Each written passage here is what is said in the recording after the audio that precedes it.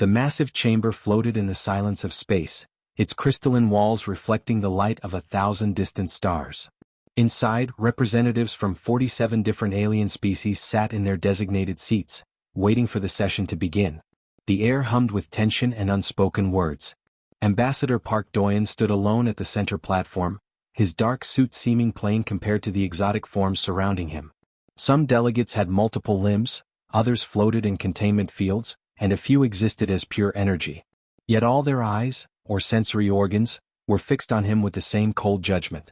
"The vote will now commence," announced Arbiter Velthun, a being made entirely of living crystal that pulsed with inner light. His voice echoed through translation devices in hundreds of languages simultaneously. "The matter before this council is simple. Humanity has become a threat to galactic stability." Doyen's jaw tightened, but he remained silent. He had already given his speech 3 hours ago. He had pleaded, reasoned, and presented evidence of humanity's contributions. None of it mattered. The decision had been made long before this session began. "They expand too quickly," growled Counselor Thrax, a reptilian creature whose scales gleamed like polished bronze. 80 years in space and they claim 200 worlds. 200. It took my people 5 centuries to settle half that number. "Their culture spreads like a disease," added another voice, this one belonging to a floating jellyfish-like being. "Everywhere humans go, they change the local populations. They teach them new ideas, new technologies, new ways of thinking. The old order crumbles." Doyen finally spoke, his voice steady despite the anger burning in his chest. "We share knowledge freely. We help those who ask for help.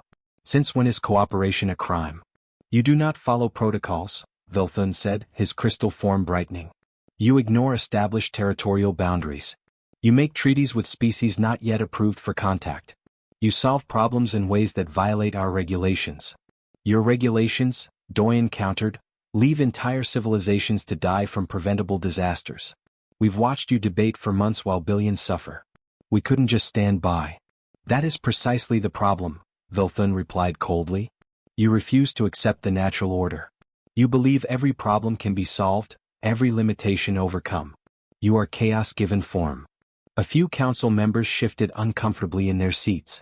Counselor Kreeth, an elderly being with 4 arms and wise, amber eyes, raised one hand. "Perhaps we are being hasty. Humanity has caused no violence. They have broken no sacred laws. Their only crime is enthusiasm. An enthusiasm that will destroy everything we have built," Thrax snapped. "They uplift primitive species without permission. They question our authority. They make our own populations doubt the wisdom of this council.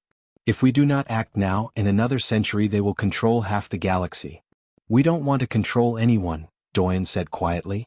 "We just want to live freely and help others do the same." "The vote," Velthun announced, ignoring him completely. "All in favor of quarantine measures?" Lights began appearing across the chamber, 43 glowing symbols of approval. Only 4 remained dark, including Kreeth's station. "The measure passes," Velthun declared. "Humanity is hereby quarantined to their home system. All human colonies must be evacuated within 1 Earth year. All human vessels must return to Sol. Any human found outside these boundaries after the deadline will face forceful containment."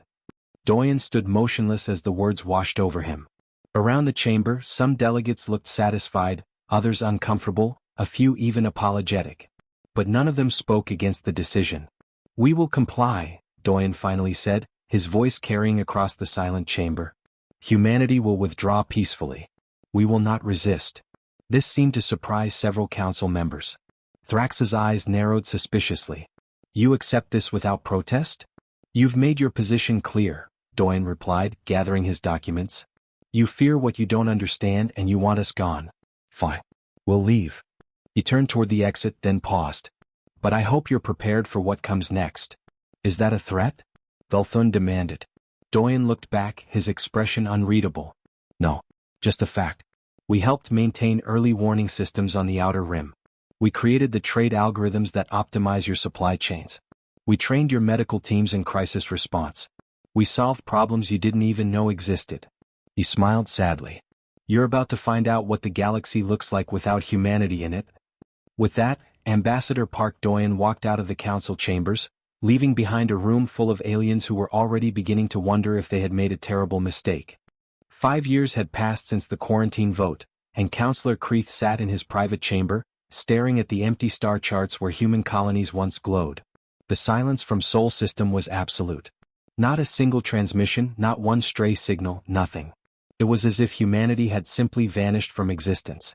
"They actually did it," murmured his assistant, a young scholar named Rila. "Every colony evacuated. Every station abandoned. I didn't think they would really leave." Kreeth's forearms moved restlessly, a sign of his growing unease. "Neither did I. I expected protests, delays, perhaps even resistance. But they withdrew without a single complaint. That worries me more than anything." The door chimed, and Thrax entered without waiting for permission. The reptilian counselor looked far less confident than he had 5 years ago. "We have a problem," he announced flatly. "Another one?" Kreeth asked. "Let me guess, the Kryn plague has spread to 3 more systems?" "5 now," Thrax corrected grimly. "And the cure that human scientists were developing is gone with them. Our best medical teams cannot replicate their work." Kreeth pulled up a holographic display showing the current galactic situation. Red zones marked plague outbreaks. Yellow zones showed economic disruption. Orange zones indicated the advancing void incursion from beyond the galactic rim. "It's been 5 years and everything is falling apart." "Things are fine," Thrax insisted, though his voice lacked conviction. "We've survived for millions of years without humans. We'll adapt." "Will we?" Kreeth challenged. "Trade efficiency has dropped 34%. Those chaotic human algorithms were apparently holding our economy together.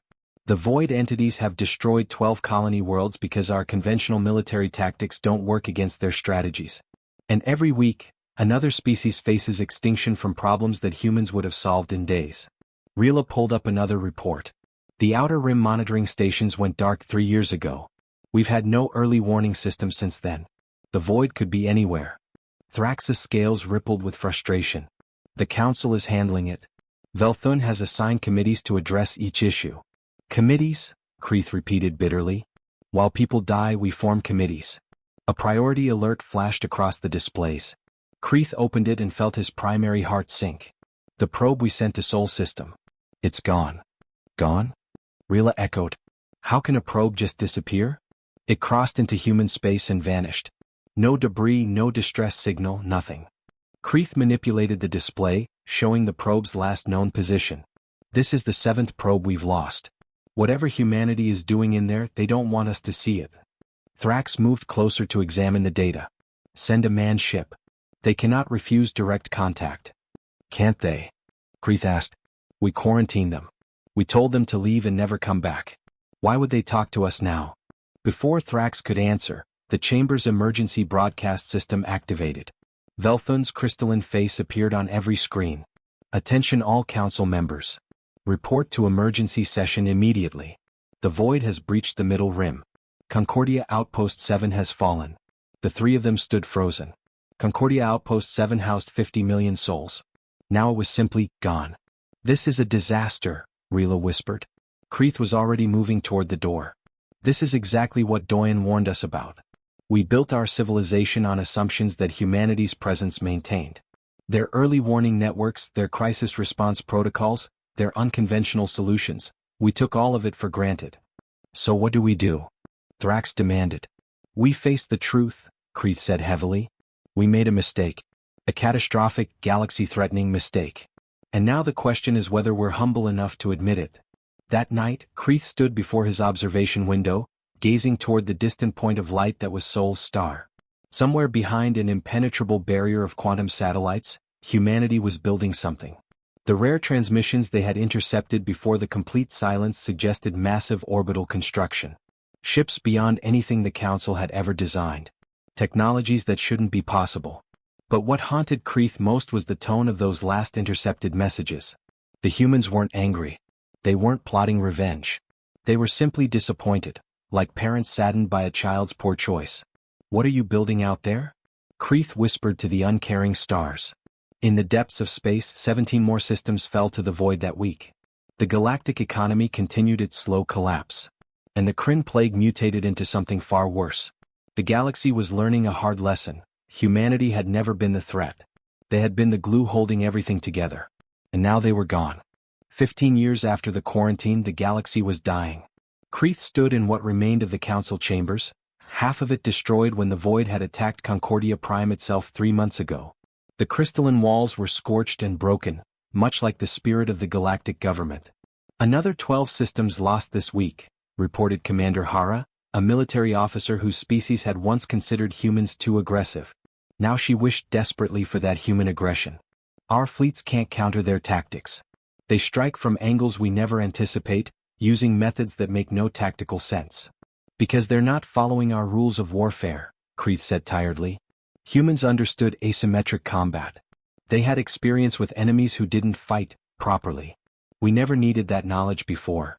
Velthun materialized in the doorway, his crystalline form dimmed and cracked from stress. The once proud arbiter looked like a shadow of his former self. The economic reports are worse. 47% of our trading systems have collapsed. The algorithms we use now are primitive compared to what humans created. What humans gave us freely, Kreeth corrected sharply. And we threw it away along with them. Thrax limped into the room, one leg injured from a recent void attack. The proud warrior looked defeated. The Kryn plague has mutated again. It's now killing organic species. My homeworld has lost 6 million people in the past month alone. A heavy silence fell over the group. Finally, young Rila spoke up from her station. There's a proposal on the table. Several council members want to ask humanity for help. Ask them? Thrax laughed bitterly. We threw them out. We called them a threat. We quarantined them like a disease. And now we crawl back begging for help. Yes, Kreeth said firmly. That's exactly what we do. Pride is a luxury we can no longer afford. Velthun's light pulsed weakly. I've authorized an expedition to Sol System. A proper diplomatic mission this time, not just probes. Kreeth, I want you to lead it. 3 weeks later, Kreeth's ship approached the edge of Sol System and stopped. Before them stretched a barrier unlike anything in Council records. Thousands of quantum satellites linked in an impenetrable web, pulsing with energy signatures that made their sensors scream warnings. They've sealed themselves in completely, Rila observed, her voice awed. This technology, it's decades beyond anything we have. A message suddenly appeared on their communications array. Text only, cold and formal, state your purpose. Kreeth activated the transmission himself. This is Counselor Kreeth of the Galactic Council. We request an audience with human leadership. It's urgent. Minutes passed. Then hours. Finally, a gap opened in the barrier, just wide enough for their ship to pass through. What they saw on the other side left the entire crew speechless. Mars glowed red and blue, terraformed, with visible oceans and green continents. Venus was wrapped in enormous orbital mirrors, its transformation already underway. The asteroid belt had become a construction zone, with hundreds of massive O'Neill cylinders spinning gracefully. And everywhere were ships. Sleek vessels that made council designs look like ancient relics. By the stars, whispered Hara. They didn't just survive. They thrived. Escort of human fighters appeared, guiding them toward a massive station orbiting Earth. As they docked, Kreeth noticed something else. Ships with unfamiliar designs, clearly not human, docked peacefully alongside human vessels. They've made contact with new species, Rila said, checking her sensors. 3 distinct technological signatures. Species we never even knew existed. The airlock opened and there stood Ambassador Park Doyen.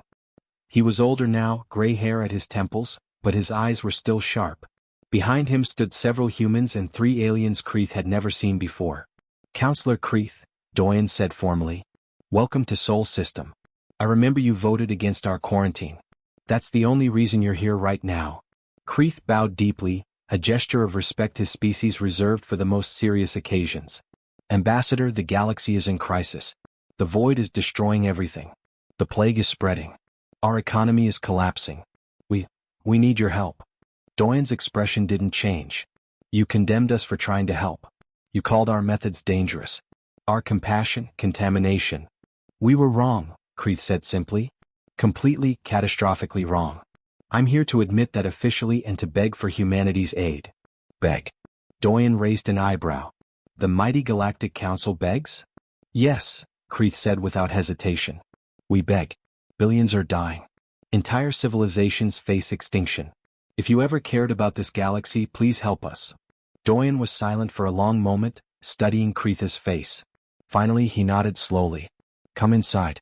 We need to discuss terms. The conference room was simple but elegant, with windows showing Earth hanging like a blue jewel against the darkness. Kreeth sat across from Ambassador Park Doyen, while 3 human advisors and representatives from the new alien species humanity had befriended stood nearby. The contrast was striking. The council delegation looked exhausted and desperate, while the humans appeared confident and healthy. "Let me be clear about something," Doyen began, his hands folded on the table. "When you quarantined us, we weren't angry. We were hurt, yes. Disappointed, absolutely.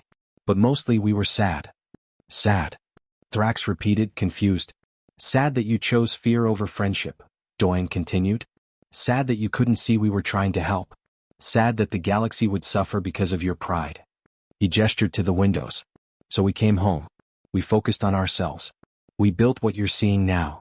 Commander Hara leaned forward urgently. "Ambassador, while you were building, the Void has destroyed 47 colony worlds. Millions are dead. We need your military assistance immediately." "Our military assistance," Doyen repeated slowly. "The same military tactics you called reckless and dangerous?" Velthun's crystalline form pulsed with shame. "We were wrong about many things." One of the human advisors, a woman named Kong Myri, pulled up a holographic display. "Let's talk about what you're really asking for. You want our defensive technologies, our tactical algorithms, our medical research, and our economic systems. Correct?" "Yes," Kreeth admitted. "All of it. Whatever you're willing to share." "Willing to share," another human advisor, Choi Tae-hyun, said with a bitter laugh. 15 years ago we shared everything freely. You responded by throwing us out of the galaxy." "We know," Kreeth said quietly. "There's no excuse for what we did. We were threatened by your success, frightened by your different approach, and too proud to admit you might be right. We failed you and failed the galaxy." Doyen studied the council delegation for a long moment. "You want our help. What are you offering in return?" Thrax bristled. "We're the Galactic Council. Our approval should be—" "Worth nothing," Doyen interrupted coldly. "Your approval means nothing to us anymore. We don't need you. We've made new friends, discovered new species, built a thriving civilization. The question isn't what we can do for you. It's whether you can offer us anything worth leaving our peace and safety."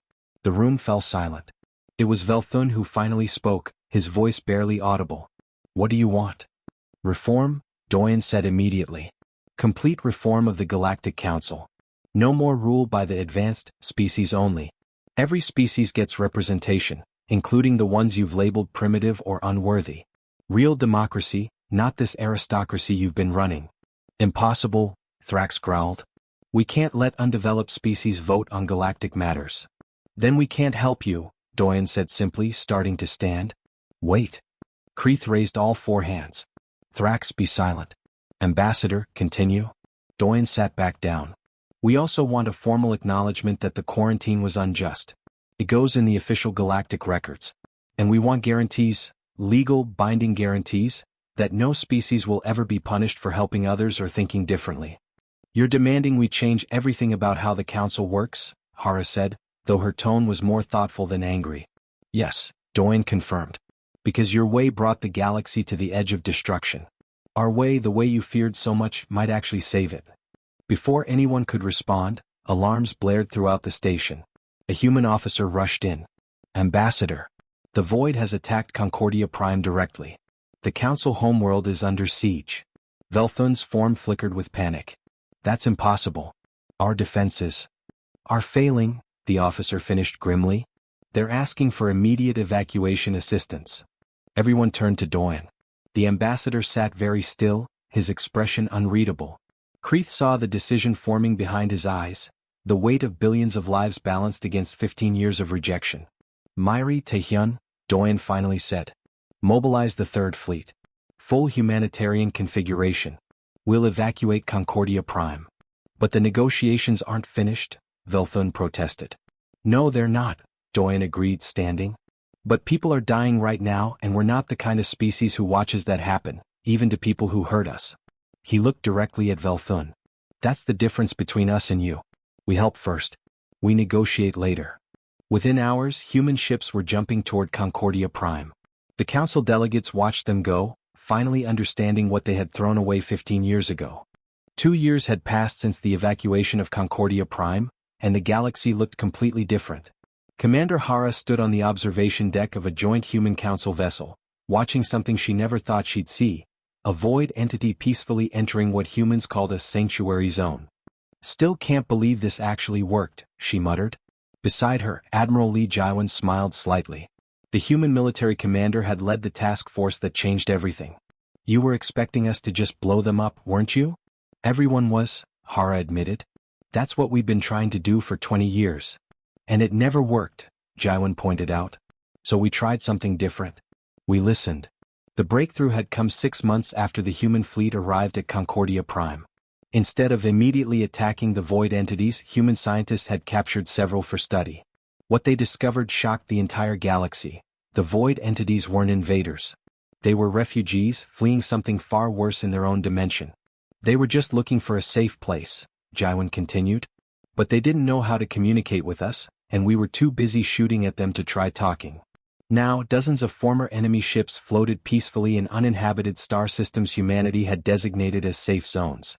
In exchange for sanctuary, the void entities had agreed to stop their attacks and even shared technology that was helping rebuild destroyed worlds. A message appeared on Hara's display. She read it and smiled. The Kryn plague. The last case was just cured on Thrax's homeworld. Good, Jiwan said. Took long enough. The cure had come from an unlikely combination. Human genomic research paired with crystalline data storage from Velthun's species and biological insights from one of the new alien races humanity had befriended. It was exactly the kind of collaborative solution the old council would have spent years debating instead of implementing. How's the economic recovery going? Hara asked. Trade routes are back to 80% efficiency and climbing, Jiwan reported.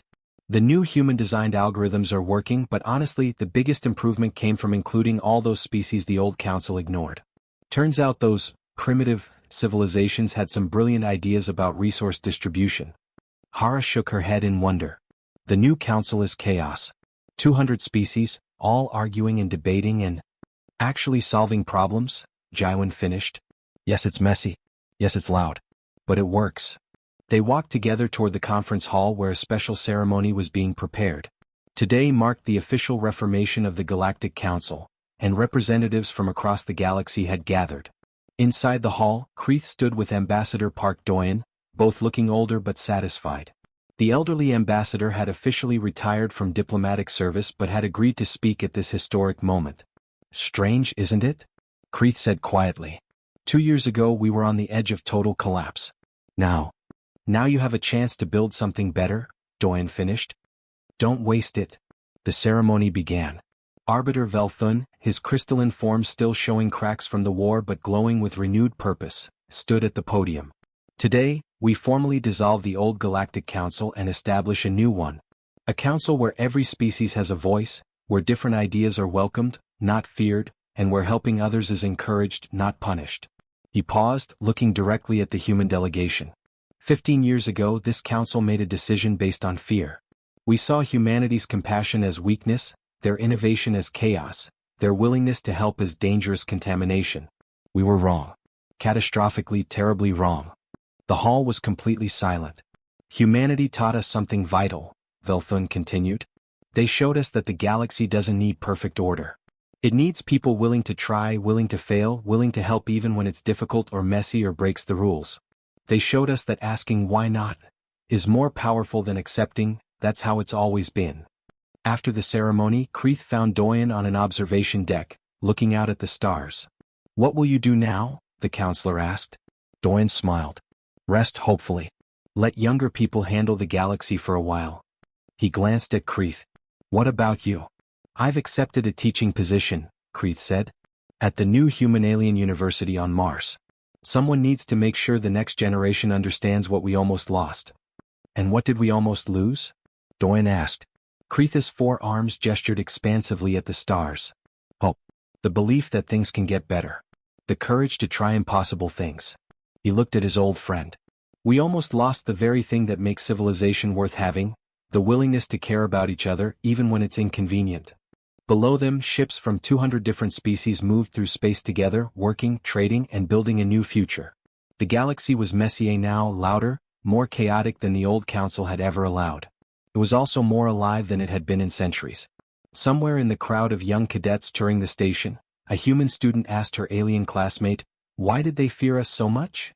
The alien thought for a moment, then smiled. Because you see every problem as solvable, every enemy as a potential friend, and every rule as a suggestion. In a galaxy that had accepted its limitations, you were terrifying. And now, the human asked.